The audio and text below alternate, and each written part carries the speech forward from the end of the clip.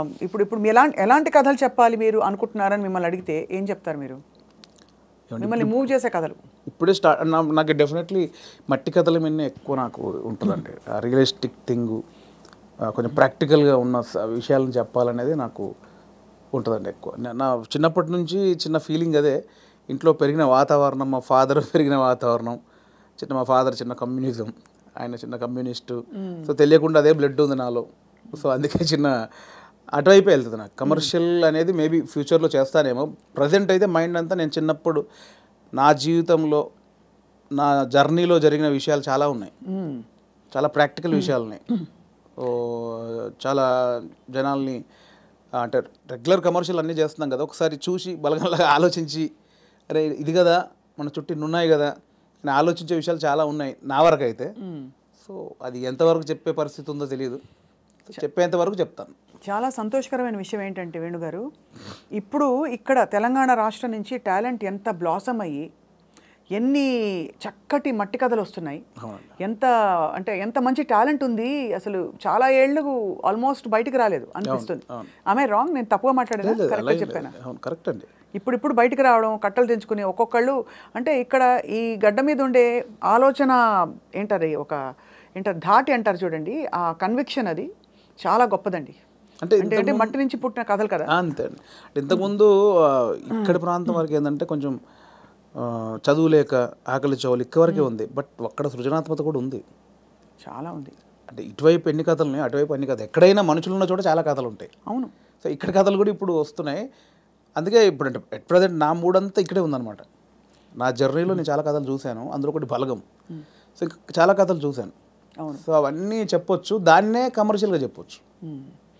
ఇప్పుడైతే మరి మీ రెండో సినిమా వివరాలు అడగచ్చా? ఇంకా సూనా?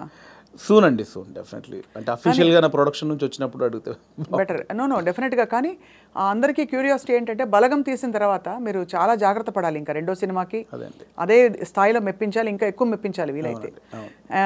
మరి ఏంటి మీ ఆలోచనలు దాని మీద? ఉందండి, కథ అయిపోయింది, ఆల్మోస్ట్ కథ అయిపోయింది. ఇంకా అఫీషియల్గా అనౌన్స్ చేస్తాం త్వరలో. మళ్ళీ డెఫినెట్లీ నన్ను ఎవరైతే ప్రేమించారో, ఆశీర్వదించారో వాళ్ళని ఒప్పిస్తానని నమ్మకం అవుతుంది నాకు. అదైతే ఇప్పటివరకు అయితే ఖచ్చితంగా ఒప్పిస్తానని నమ్మకం అవుతుంది. అంతకుముందు కామెడీ యాక్టర్గా జబర్దస్త్లో మీ జర్నీ ఎలా ఉండేది వేణుగారు? అది హ్యాపీ జర్నీ అండి, చాలా హ్యాపీ జర్నీ నా లైఫ్లో. అంటే జాలీగా ఉన్న రోజులు అవి. అంటే నేను 2004లో యాక్టర్ అయిన తర్వాత 2015 వరకు గాడ్ గ్రేస్ని అసలు వెనక్కి తిరిగి చూసుకోలేదండి. అంటే నేను డైలీ 4 షూటింగ్లు 5 షూటింగ్లు. అంటే ఈరోజు హైదరాబాద్లో ఉంటే సడన్గా మీరు వేణుగారు ఎక్కడున్నారంటే ఈరోజు ఇక్కడే ఉన్నానండి ఈవినింగ్ అంటాను. రేపు ఫోన్ చేస్తే దుబాయ్లో ఉన్నానండి. అదేంటి నేను ఈవినింగ్ హైదరాబాద్ అన్న, అంత బిజీగా ఉన్నాను నేను. అంత బిజీగా ఉన్నా డైలీ 3-4 షూటింగ్లు, ఈవెంట్స్ అని దుబాయ్లు, ఫారిన్ షెడ్యూల్స్, చాలా బిజీగా ఉండేవాడిని. ఐ థింక్ 4 నుంచి 15-16 వరకు నేను వెనక్కి తిరిగి చూసుకోలేదు. అంటే మా ఇంట్లో నెలకి ఒక వారం రోజులు తింటే హ్యాపీ, అంత బిజీగా ఉండేవాళ్ళు. పొద్దున ఎప్పుడైందో, సాయంత్రం ఎప్పుడైందో, నైట్ ఎప్పుడైందో తెలిసేది కాదు. సో 15 తర్వాత కొంచెం జబర్దస్త్ నుంచి బయటకు వచ్చి అప్పుడు ఇంకేమైనా చేసుకోవాలని ఈ బలగం ఏదైతే దానికి ప్లానింగ్లో ఉన్నప్పుడు మాత్రం కొంచెం ఒక 3-4 ఇయర్స్ బాగా స్ట్రగుల్ అయ్యాను.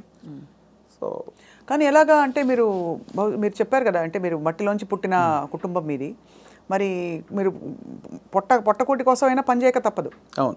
మరి ఒకవైపు ప్లానింగ్, ఇంకోవైపు యాక్టింగ్ ఆపర్చునిటీస్ వదులుకోవాలి.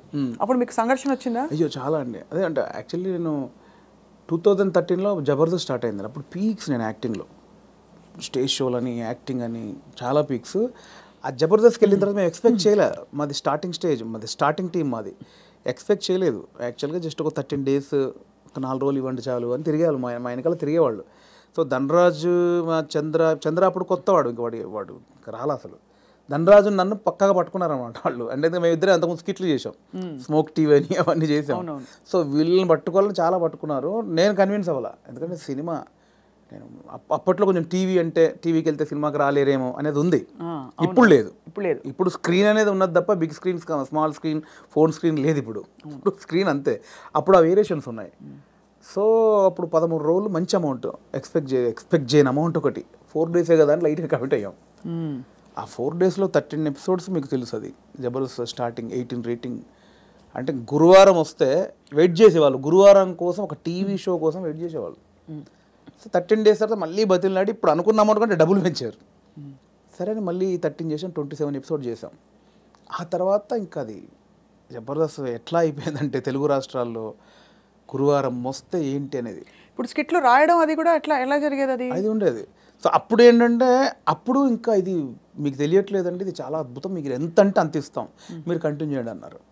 అప్పుడు నేను ఏంటంటే నాకు సినిమా అనేది, నేను సినిమా కోసం వచ్చాను, ఇది చాలా బాగుంది, చాలా డబ్బులు ఇస్తున్నారు, ఇంటింటికి గడప గడప వెళ్ళాం, రీచ్ అయ్యాం, ఇంత డబ్బులు వస్తున్నాయి, అటు షోలు రెమ్యునరేషన్ అన్నీ వస్తున్నాయి, కానీ నాకు సంబంధించింది పోతుంది.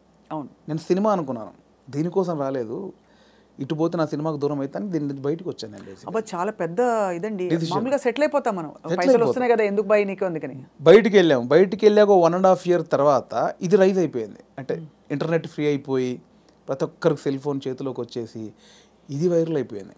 అప్పుడు ఏమైంది, నేను జబర్దస్త్ కొన్ని చేశాను కాబట్టి సినిమాలో కొంచెం దూరం అయిపోయా, టీవీకి వెళ్ళడం వచ్చేసి. అవును అవును అవును, ఇది వచ్చేసిందని నేను దాన్ని పక్కన పెట్టేసి సినిమాకి వచ్చేసరికి ఇది పక్కకు పెట్టేశారు. అరే ఇలా అయింది ఏంటి అని కసిలో మళ్ళీ ఒక 1 year చేసాం. అవును, మీరు తిరిగి వచ్చినప్పుడు అయితే వెల్కమ్గా తీసుకున్నారు మిమ్మల్ని, తీసుకున్నారు. మళ్ళీ 1 year చేసిన తర్వాత అప్పుడు ఇంకా మైండ్లో డబ్బు అని మళ్ళీ ఇటు వెళ్ళినోని మళ్ళీ ఇటు వచ్చా, ఇక్కడ మళ్ళీ డబ్బు కోసం వచ్చా, బట్ లోపల మాత్రం ఇది కాదని నన్ను వేధిస్తుంది అనమాట. మళ్ళీ బయటకు వచ్చాను. ఆ మళ్ళీ బయటకు వచ్చిన తర్వాత 2015 మిడ్లో బయటకు వచ్చామండి. అప్పటి నుంచి అరాకొర అప్పటి నుంచి స్ట్రగుల్ స్టార్ట్ అయింది. ఆ 15 మిడ్లోంచి 2020 వరకు ఆ 4 years ఇటు లేక అటు లేక ఆ 4 years బాగా స్ట్రగుల్ అయ్యాను. అది మేజర్ నా కెరియర్లోనే వెరీ బ్యాడ్ పీరియడ్. అంటే తినడానికి ఉండడం వేరు, అది వేరు, బట్ మైండ్ బిజీగా ఉండడం మెయిన్ ఇంపార్టెంట్. అవును, మైండ్ బిజీ, మనం అసలు ఎటు వెళ్తున్నాం అని ఒక తెలుస్తుంది కదా లోపల. పొద్దున 6 గంటలకు వేస్తే స్టాఫ్ వచ్చారా, పొద్దున 12 గంటల వరకు ఈ షూటింగ్, మధ్యాహ్నం ఆ షూటింగ్, దుబాయ్, ఇటు ఆస్ట్రేలియా, ఇవి అన్నిట్లో ఈ స్కిట్ల బిజీ ఉంటుంది. ఇప్పుడు మీరు ఇందాక అడిగారు స్కిట్లు, మినిమం ఒక స్కిట్ రాయడానికి 2 రోజులు పట్టేదండి. ఎవరు రాస్తారు? నేను, నా టీం మెంబర్స్, ఎవరైనా ఒక రైటర్, అంటే మనకు సింక్లో ఉన్న మెయిన్ టీమ్ లీడర్ దగ్గరనే ఉంటుందండి. ఇంప్రూవ్ అని ఉంటుందండి యూఎస్లో, అంతా ఉంటుంది. ఇది 100% ఇంప్రూవేషనే స్క్రిప్ట్ అండి, స్క్రిప్ట్ రైటింగ్ ఏ ఉండదు. సో మీకు దానికి నేపథ్యం, మీరు థియేటర్కి వెళ్ళారా? లేదంటే నాకు థియేటర్ ఎక్స్పీరియన్స్ లేదు, జస్ట్ మీరు చూసి నేర్చుకున్నారు అంతే. ఎందుకంటే మనం కూర్చున్నామండి, ఇప్పుడు పాయింట్ ఎట్లా వస్తే మనం కూర్చున్నాము, లేట్ అవుతుంది, ఈ లేట్ అయిన గ్యాప్లో ఏం చేద్దాం అని ఒక థాట్, ఏం చేయొచ్చు అని కూర్చొని మాట్లాడుకోవడం. అలా మాడుకుంటే ఏదో జోకులు వస్తూ ఉంటాయి. ఓ బంచ్ ఆఫ్ జోక్స్ వచ్చాక అసలు దీనికి ఏంటి కంటెంట్ ఏంటి, కథ ఏంటి, ఇలా వచ్చాడు, మిడ్లో గొడవ జరిగింది, లాస్ట్లో ఆ గొడవ పడి సారీ చెప్పాడు, ఓ స్టార్ట్, ఓ మిడ్, ఎండ్, ఏం చేయొచ్చు దీనికి, అలా కూర్చి స్కిట్ రాయడమే. అలా టీం అంతా రాయడం, ఆలోచన ఎక్కడైనా పాయింట్ వస్తుంటుంది. అది టైమింగ్ ఎడిటింగ్లో అసలు, అంటే మా టైంలో అయితే ఎడిటింగ్ సెన్స్ లేకుండానే దింపేసేవాళ్ళం అండి. ఇప్పుడు ఎలా ఉందో నాకు తెలియదు. నా ధనరాజు కానీ, నేను కానీ, అప్పుడు రాఘవ్ గారు కానీ, చంద్ర కానీ, అంటే అప్పుడు ఇప్పుడంటే పాపం వాళ్ళు జబర్దస్త్ వాళ్ళకి ఇప్పుడు వాళ్ళకి ఏమైందంటే కొన్ని 1000 పాయింట్లు టచ్ చేశారండి. అవును, ఎన్ని స్కిట్లు అయి ఉంటాయి, కొన్ని 1000 స్కిట్లు అయి ఉంటాయి, 1000 పాయింట్లు టచ్ చేశారు, ఇంకేం చేయాలో అర్థం కాక వాళ్ళకి. అవును, అప్పుడు మేము కొత్త కాబట్టి మాకు అన్ని కొత్తయే, ఆల్ పాయింట్స్. ఇప్పుడు అత్తా కోడళ్ళు ఓ 100 పాయింట్లు ఉంటాయి, అప్పుడు మాకు అవన్నీ కొత్త. ఇప్పుడు అత్తా కోడలు చేయమంటే ఏది చేసినా కూడా ఆల్రెడీ చేసినట్టే ఉంటుంది. సో అట్లా మాకు చాలా పాయింట్స్ దొరికేవి. ఇప్పుడు చంద్ర మొత్తం ఫ్యామిలీస్ మీదకి వెళ్ళిపోయాడు, నేను అన్నీ కొంచెం టిపికల్గా ఉండాలి, అది నేను ఈ కొంచెం కొత్తగా ఏదో చేసేవాడిని, ధనరాజు ఇంకో, అట్లా ఎవరి కేటగిరీ వాళ్ళకు ఉండేది. సో అప్పుడు పోటాపోటీ బాగా చేసాము. సో ఆ 15 నుంచి బయటకు వచ్చాక అంత మంచి రెమ్యునరేషన్స్ కానీ, ఈవెంట్స్ కానీ, మీకు తెలుసు ఈవెంట్స్ ద్వారా మంచి ఆర్టిస్టులకు మంచి ఆదాయం ఉంటుంది, చాలా బాగుంటుంది, అదే కదా. సో అటు ఇటు మిస్ అయ్యి ఈ 15 నుంచి 20 వరకు నేను దాదాపు మీరు ఎక్స్పెక్ట్ చేయలేని అమౌంట్ మిస్ అయిపోయాను. సో ఆ లోపల అది ఉంటుంది, అది బాధ అనమాట, తిండికి బాధ కాదు. అనవసరంగా దాంట్లోంచి బయటకు వచ్చావు, ఇప్పుడు ఇంత పోయింది, ఇప్పుడు ఇది లేదు అది లేదు. ఇప్పుడు మన బతుకులకి నువ్వు వచ్చిన నేపథ్యానికి అది చాలా పెద్ద అమౌంట్. దాన్ని మిస్ అయిపోయామే, తప్పు చేసామా, ఒప్పు చేసామా, అనవసరంగా సినిమా అని ఓ పెద్ద బిల్డప్ ఇచ్చుకొని బయటకు వచ్చావు, ఇక్కడ ఇది లేదు, అక్కడ అంతా సాలిడ్ అమౌంట్ మిస్ అయిపోయి ఏంట్రా తప్పు చేసామనే గిల్ట్ అవుట్ ఉంటుంది చూసారా, ఆ గిల్ట్ ఎక్కువ పోయిన అనమాట. అవును, లక్షల సంపాదన వదులుకోవడం అంటే ఈజీ విషయం కాదు.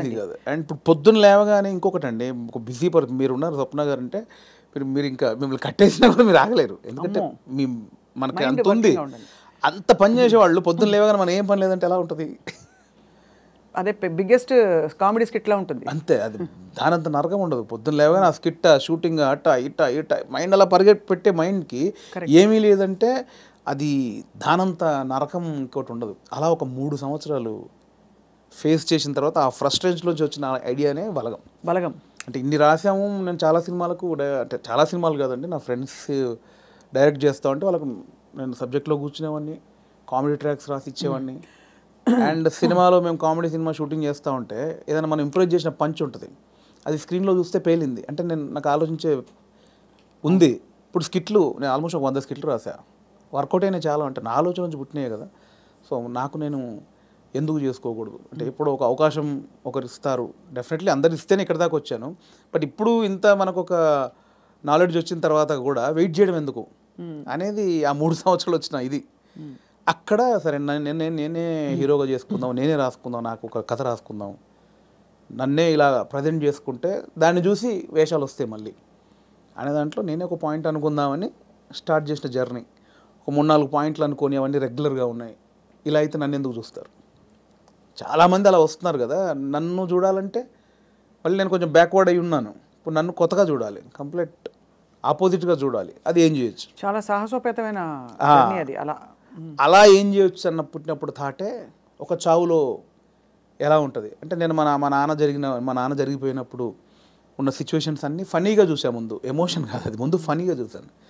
అంటే ఇప్పుడు తెలంగాణలో ఏంటంటే చేదునూరు అని ఉంటుంది. అంటే చుట్టం చూపు వాడు వచ్చినప్పుడు వాళ్ళని ఓదార్చిన తర్వాత చేదునూరు అనేది ఉంటుంది.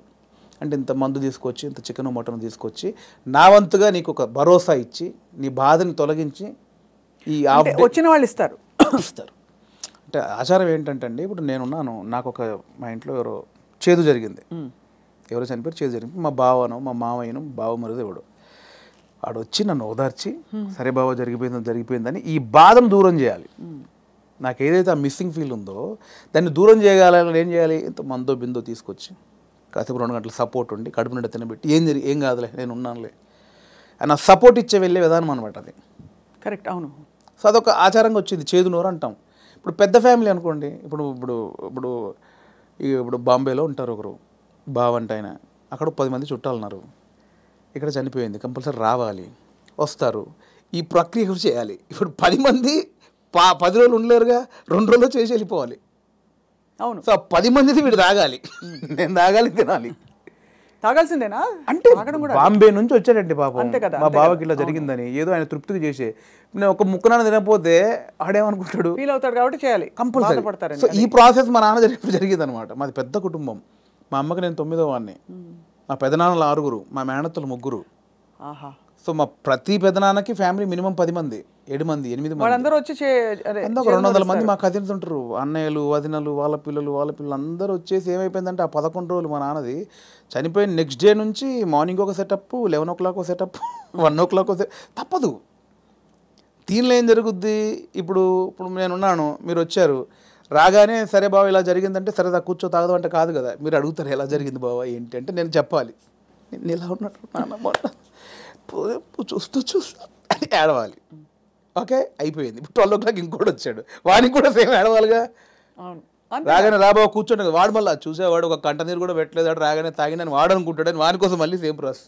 ఏమైందంటే నానిలా లేడు అన్నీ. అంటే నాకు అలా మంది ఎలా జరుగుతుందంటే వస్తున్నారు, తాగుతున్నారు, ఏడుస్తున్నారు, తింటున్నారు, పంటున్నారు, ఏడుస్తున్నారు, ఏంద్రా అది. అప్పుడు నా చిన్న వయసు 99లో మా నాన్న చనిపోయినప్పుడు ఆ వయసులో నాకు అది అనిపించింది, మీరు సెలబ్రేట్ చేసుకుంటున్నారా, బాధపడుతున్నారా, ఎంజాయ్ చేస్తున్నారా అనేది ఒకటి ఉంది, ఎప్పుడో చూసినది. అది ఇక్కడికి షిఫ్ట్ అయిందనమాట. ఎలాంటి కథ చేయొచ్చు అదే అన్నప్పుడు మా ఫ్రెండ్ ప్రదీప్ అద్వైతం అని ఇప్పుడు నెక్స్ట్ వైజయంతి మూవీస్లో